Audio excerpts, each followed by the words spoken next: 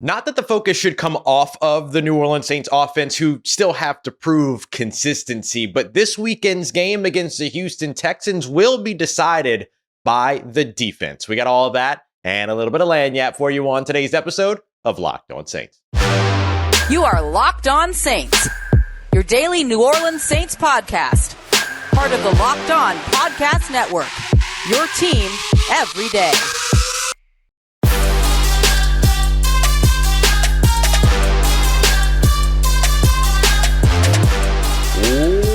What is good, Who Dat Nation and Who Dat family? Welcome in to another episode of Locked On Saints, your daily podcast covering your favorite team, the New Orleans Saints, part of Locked On Podcast Network, your team every day. Thanks so much, as always, to all you everydayers out there making Locked On Saints your first listen of the day every day. Don't forget you can subscribe and follow for free on YouTube or wherever you get your podcasts so you never miss the latest episodes. And if you want to keep the conversation going one-on-one with me, take part in our exclusive film studies, Q&As, and much more, you can become a Locked On Saints insider today by heading over to joinsubtext.com/LockedOnSaints today to join a community I would love for you to be a part of. As always, I am your host, Ross Jackson, at Ross Jackson Nola on your favorite social media, your New Orleans Saints expert, credentialed member of the media. You can find me over at Saints News Network, Tuesdays in the Locked On NFL podcast, and here with you every single Monday through Friday on Locked On Saints. Today's episode of Locked On Saints brought to you by our friends at Prize Picks. Prize Picks is the most fun and easiest way to play daily fantasy sports. Go check them out today, prizepicks.com/LockedOnNFL.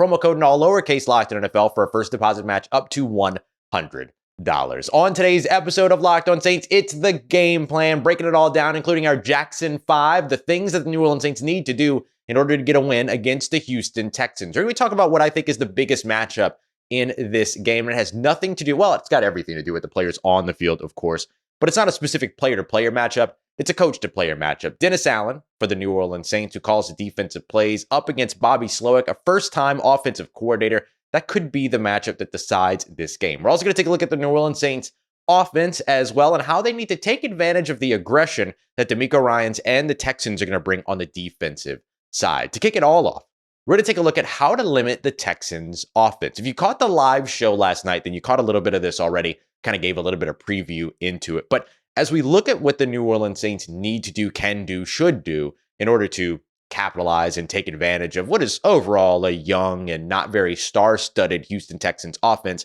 at this time, but is still an offense that's pesky, an offense that's efficient, an offense that's safe, and an offense that produces, how do the Saints combat that? So let's take a look at our Jackson 5, which are going to give us our first look at sort of three key things that the Saints need to do on the defensive side, plus two key things they need to do on the offensive side. We'll come back to the offensive stuff, though. So just looking at this here, the New Orleans Saints need to take away the middle of the field. They need to force CJ Stroud to hold on to the ball, and they need to disguise in order to counter play action. There's going to be a lot of play action in this game. So let's go over each of these first three keys to the Jackson 5 here. Let's start with taking away the middle of the field. So the reason for that is that that's where these Shanahan adjacent or even Shanahan mimicking offenses and systems really love to attack. And this is where the NFL wants to attack, right? You want to win over the middle of the field. We haven't seen the Saints offense be super, stingy or not stingy, but super effective, I guess, over the middle of the field so far this year. And that's something that you'd love to see from them. But watch this Houston Texans offense, and that's exactly where they're going to want to go. CJ Stroud is one of the most efficient quarterbacks, second most efficient quarterback behind only Brock Purdy, Shanahan system, and attacking the middle of the field. But he's also one of the lowest, 23rd in the NFL, when it comes to EPA per play when targeting outside the numbers. So getting away from the middle of the field. So the key here is to take away the middle of the field. So expect to see Tyrann Mathieu playing sort of that rat robber type of role, to where he's coming down into the middle of the field, down in the short and intermediate areas. Now that you've got Marcus Maye back, Marcus Maye is the guy. I love when I get to say Maye back, by the way. But now that you've got Marcus Maye returning, he's the guy that's going to be able to help take away the middle of the field deep, which ends up having a big impact on what CJ Stroud can and will want to do. So if you can take away the middle of the field that way, that ends up having a major impact of erasing or taking away a place that CJ Stroud feels most comfortable going and where the system as a whole feels most comfortable going as well. I'm just taking a look at CJ Stroud's deep throw percentages. Deep throw percentage is only 5.9%, which is one of the lowest. Actually, it's the second lowest behind only just above Bryce Young, just below Daniel Jones, 30th out of 31 in the NFL. He does not throw deep very often. So having a guy like Marcus Maye who can prowl deep and keep it that way allows you to keep that offense that Houston has condensed. And then you've got the playmakers in Demario Davis and Pete Werner and Tyrann Mathieu and Alontae Taylor and Marshawn Lattimore, Paul Adebo. You see where I'm going here. They could take care of the short and intermediate areas. So the next piece of taking away the middle of the field is taking away in the short and intermediate area, which then forces CJ Stroud to hold the ball. That was our second sort of key here in the Jackson 5 this week. And the reason why you want CJ Stroud holding the ball is because, well, it gives you an opportunity to be able to get that pass rush after him, right? The Saints don't have that pass rush that wins in 2.5 seconds, 3 seconds, or anything like that. They are a deeper into the snap clock kind of pass rush. They want to wear you down and have a second, third effort, all of those other things. And so if you can start to get that pressure, that's going to have a major impact on CJ Stroud. But getting that pressure isn't something that's going to happen right off the bat. You're going to have to, win those one-on-ones, push deeper into the snap clock. So forcing him to hold the ball gives you an opportunity to get that pressure there. How effective is pressure against CJ Stroud? Well, when he's kept clean, according to Pro Football Focus, which is on 67% of his dropbacks, basically the same as Derek Carr, by the way. Derek Carr's pressured percentage, 32.3% of his dropbacks. CJ Stroud, 32.9% of his dropbacks. They're both very low on the spectrum of how often quarterbacks are pressured around the NFL. So just to give you a little comparison there. But when it comes to being kept clean, you've got a 66% completion percentage for over 1,200 yards and all 7 of his touchdowns so far with an NFL passer rating of 113.2.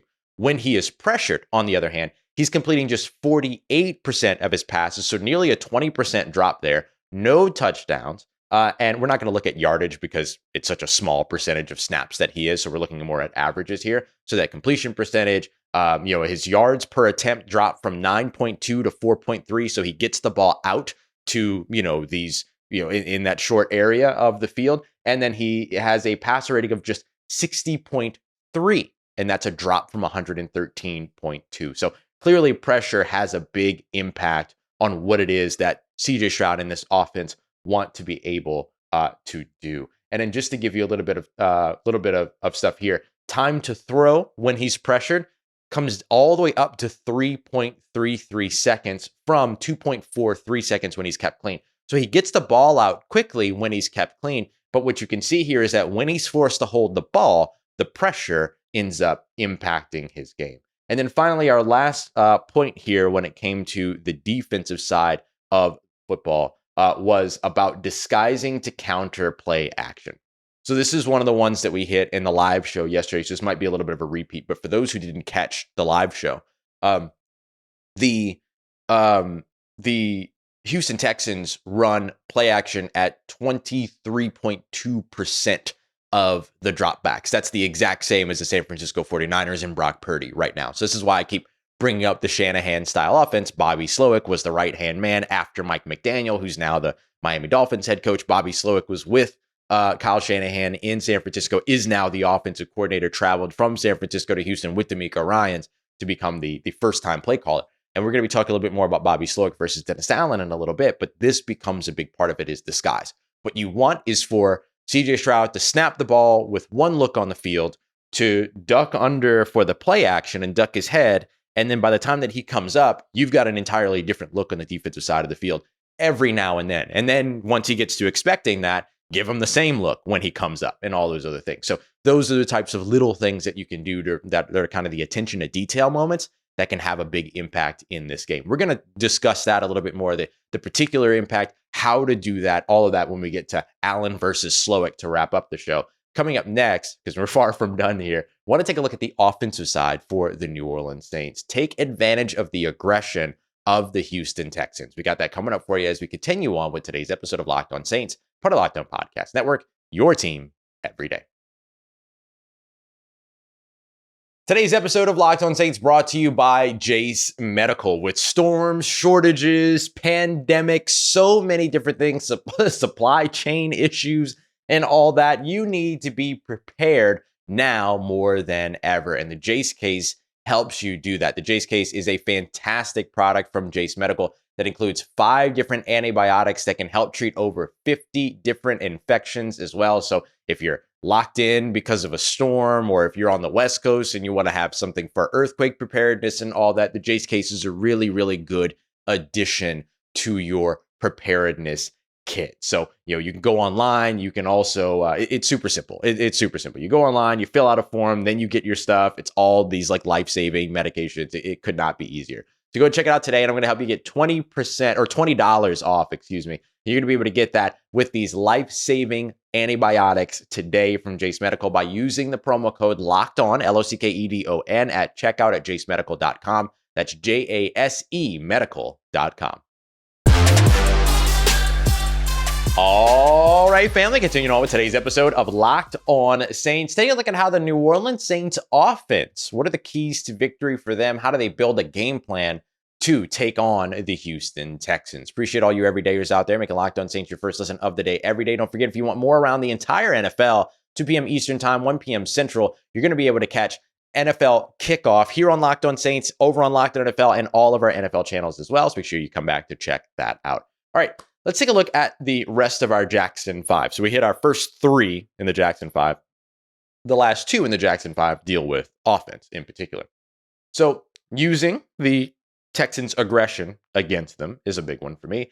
And then swag, attitude, and confidence on offense. So a little bit of an intangible there. Let's start off with the tangible stuff, though, using the Texans' aggression against them. So what are some of the things that you do to an aggressive defense to make them pay for being so aggressive? Look, the Houston Texans defense is young. It's got moxie, to use a word that Dennis Allen once used. It is one that flies around the field, that is very aggressive, and that takes a lot of risk sometimes. And so one way, or a couple of ways to deal with that, are going to be things that the New Orleans Saints should be having, in their offense anyway. Play action is a big part of it, right? Take advantage of the aggression of that front in terms of making them be honest to the run game. Now, in order for that to really, really work out, you need the run game to force them to be honest, i.e. produce in the run game. But look, you don't necessarily have to have a really, really, fantastic rushing attack going in order for play action to work. Play action's going to work because every defender is taught to play the run first, particularly on those fronts, defensive line, linebacker. But the more your run game is popping, then the better off play action is going to go. So leaning a little bit more into the run game is going to be a big part of it. And if you want to know if the New Orleans Saints are going to be leaning into the run game going into this one, you'll have an idea based upon personnel, right? There's all of this talk right now about Trevor Penning potentially being benched, not because he's lacking in the pass protection game, which is when everybody in the organization stood by his side and said, no, he needs to be out on the field and he needs to be able to develop. Now, all of a sudden, there's all this conversation about maybe James Hurst stepping in because Trevor Penning's struggling in the run game. And they've run nearly twice as much to the right side of the field so far this season than to the left side of the field so far this season. So if you go into this game and James Hurst is starting at left tackle and then Andrew Speed is starting at left guard, tells you everything that you need to know. Right? Tells you that, they're looking at running the ball going into this game. And I think that might be the case. And if that that's going to be the case one way or another, that they're going in here looking to run the ball. But I think that's a big time tell that they want to run the ball this week. And that's great because then that helps to set up stuff like, I still think it's a bad call to bench Trevor Penning, but with the run game and all of this stuff, there's no argument that is the right way to go. Establish the run, win the game. That's what you want to do because you want to control time of possession. You want to keep CJ Stroud from catching a rhythm, and one of the ways to keep him from catching a rhythm is to not let him on the field, all these other things. The other thing that you can do to take advantage of aggression, speaking of things that you would expect the New Orleans Saints to be doing anyway, screen passes. Screen passes are a really, really good way to take advantage of an aggressive front, especially an aggressive front that hasn't gotten much pressure on opposing quarterbacks. The Houston Texans, not many sacks so far this season, not much pressure so far this season. So with that being the case, when they get sort of that look in their eye, because, all of a sudden they have a free runner or 2 or 3 off of one side of the line of scrimmage, they're going to really buckle in on going after the quarterback. They're going to settle into that. And then if Derek Carr is able to get that pass out to Alvin Kamara or to whomever he's throwing that screen to, then he's got the lead blockers in front of him. You can take advantage of that. So that's another way to take advantage of the aggression. The other thing, double moves. Hello, Rashid Shaheed. How are you? This becomes a big time game for guys like Rashid Shaheed and Chris Olave. Michael Thomas, too, to make some of those big physical catches against a smaller defense.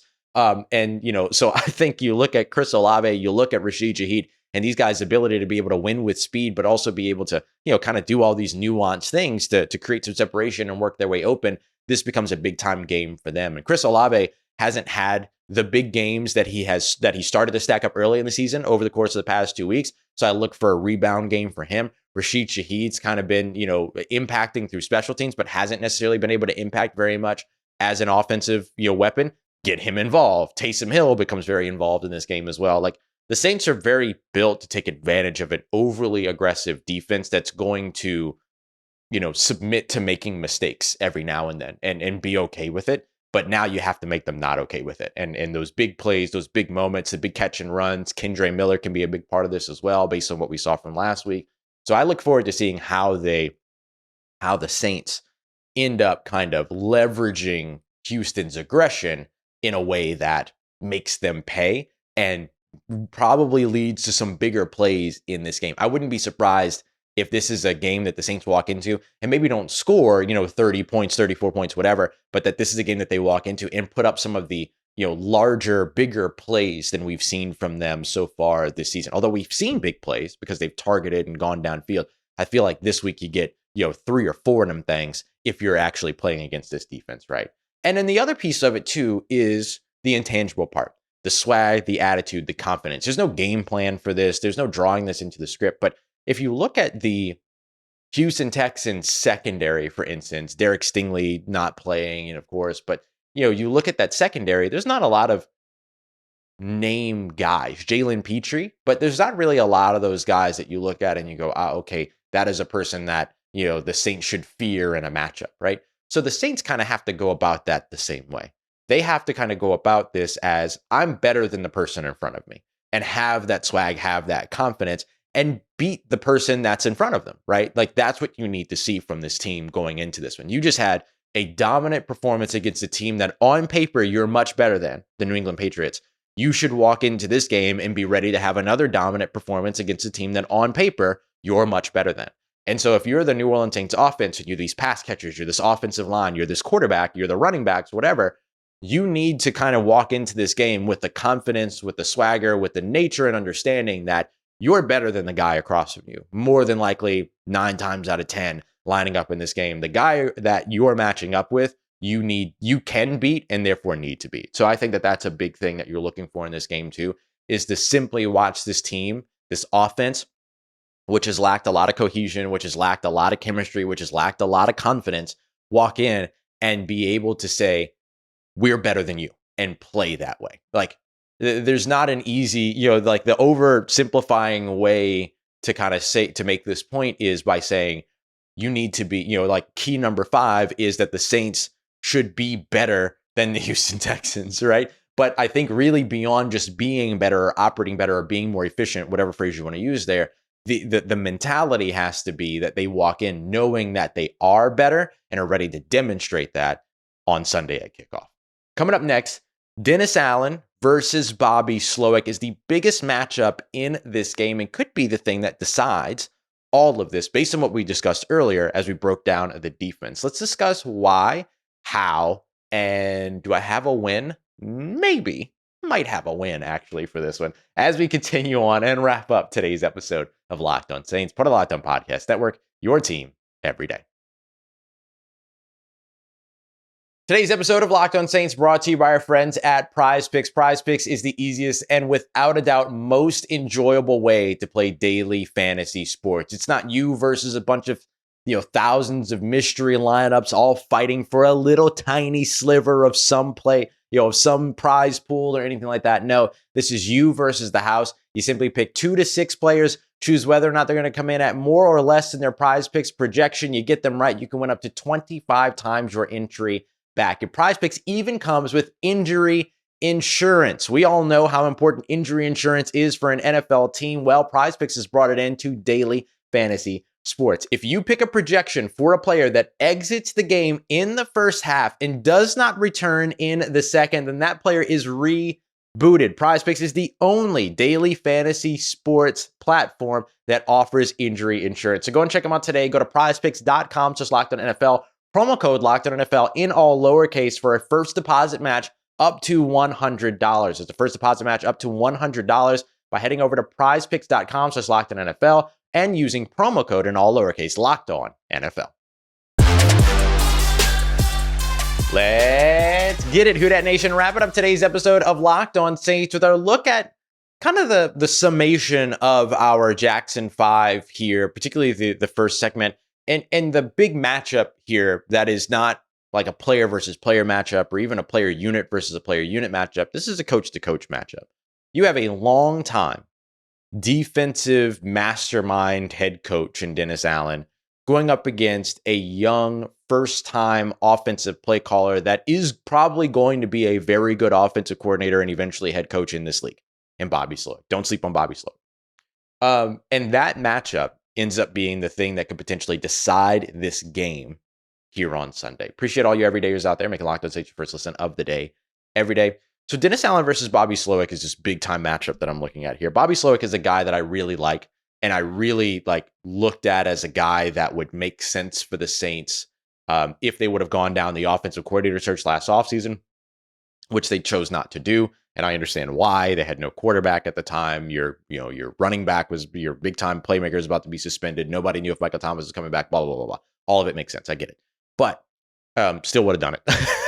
And so, but anyway, Bobby Slowik is a guy that he's another one of those Mike McDaniel, Kyle Shanahan. You get a little bit of it as well from Matt LaFleur, who runs his own version of that wide zone system that, is kind of sweeping the NFL right now. Daboll's doing something similar in New York, all that other stuff. So you're seeing all of it all around the NFL, and Bobby Slowik is just the latest play caller to enter the play calling realm from that tree. So what is it that they like to do, and why is this matchup so important? So this matchup becomes so important because this is going to be the matchup that defines this game. If you were giving me the opportunity here to choose who's going to win this game, and in the crossover, I picked the Saints. I think it was 21-20, something like that. I think it'll be close. But when I look at the two things that will decide this game, it's Dennis Allen versus Bobby Slowik, and then it's DeMeco Ryans versus Pete Carmichael, right? Can Pete Carmichael outdo a young defensive guru? I won't call him a mastermind yet, but he's one of those guys that's kind of like a wonder kid, just like Bobby Slowik is, right?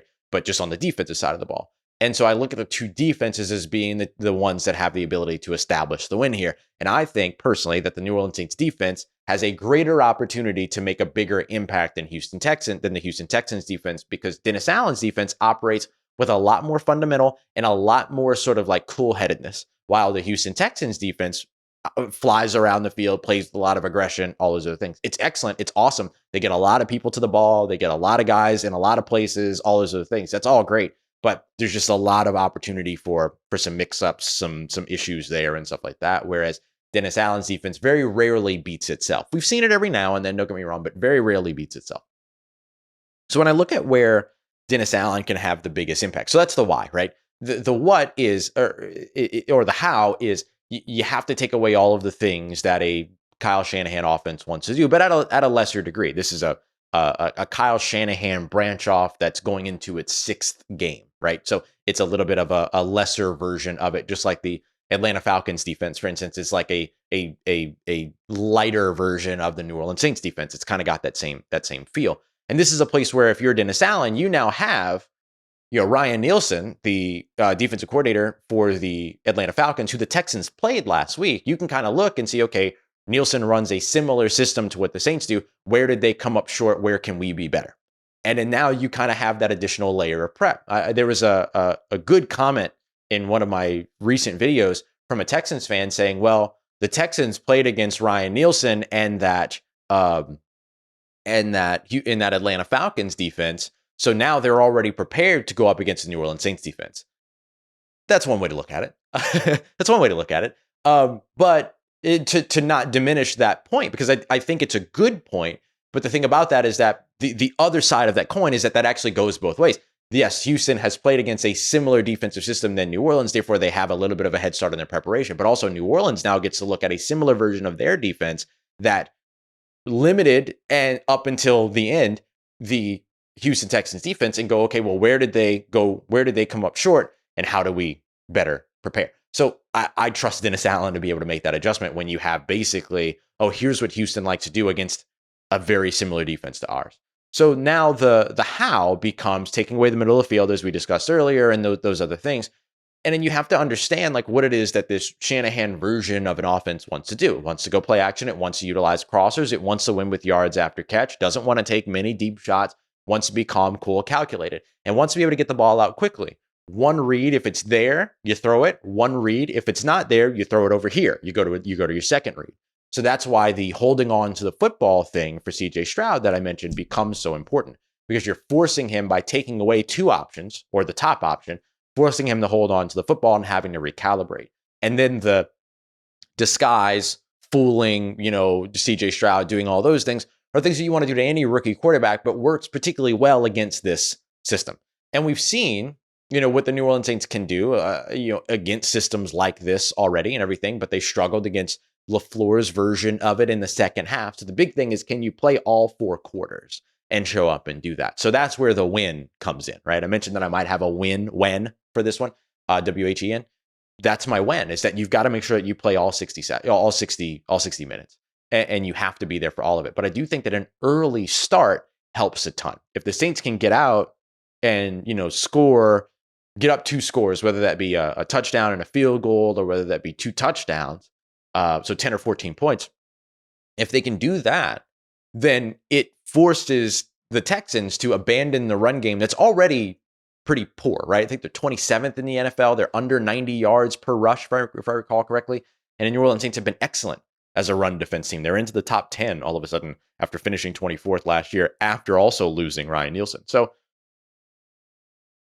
just looking at this matchup, I think this ends up being the definitive matchup here. Dennis Allen versus Bobby Slowik. And especially if Pete Carmichael in the offense and Derek Carr in the offense can come out and get a couple of scores early on, let's just say in the first half, right? If they can go into halftime with the lead, then it gives you an opportunity to know what it is that Houston's going to want to do from that point moving forward, and then being able to take that away and then take advantage of taking that away. CJ Stroud has not been pressured very much. New Orleans Saints should look to change that this week. And there's a couple of different ways that they could do it, but the easiest way will be to simply take away his options in the passing game, make him hold on to the football. So I think the Saints can win this game. I think the Saints should win this game. And I think that the Saints need to win this game almost, because you don't want to go into the roller coaster of last year again, to where it's like, oh, there it is. Oh, nope, it's gone. Oh, there it is. Oh, no, it's gone. You don't want to roll back into that, right? So this game becomes a little bit more important in terms of setting that tone that, like, hey, we can be who we think we are going in throughout the rest of the season. We being the New Orleans Saints, of course. All right, coming up later on today, we'll be live. Appreciate all you everydayers out there making Locked On Saints your first listen of the day every day. We'll be live again around 5:30 p.m. or so, getting you ready for, or getting you all caught up on game designations, injuries, practice, all of that stuff, all of our updates from that. And then tomorrow morning, in case you missed it, my 5 biggest takes of the week to get you ready for Sunday's game against the Houston Texans. Thank you so much, everybody. As always, making Locked On Saints a part of your day, part of your routine, for saying yes to me and the show. As always, if you see me, please say hi. If you need anything else around your New Orleans Saints in between these episodes, make sure you follow me on your favorite social media at Ross Jackson, NOLA. Hit me up. Let me know how the family's doing. Let me know how you're living. Let me know how you're momming them. And trust Who Dat Nation, I'll holla at you.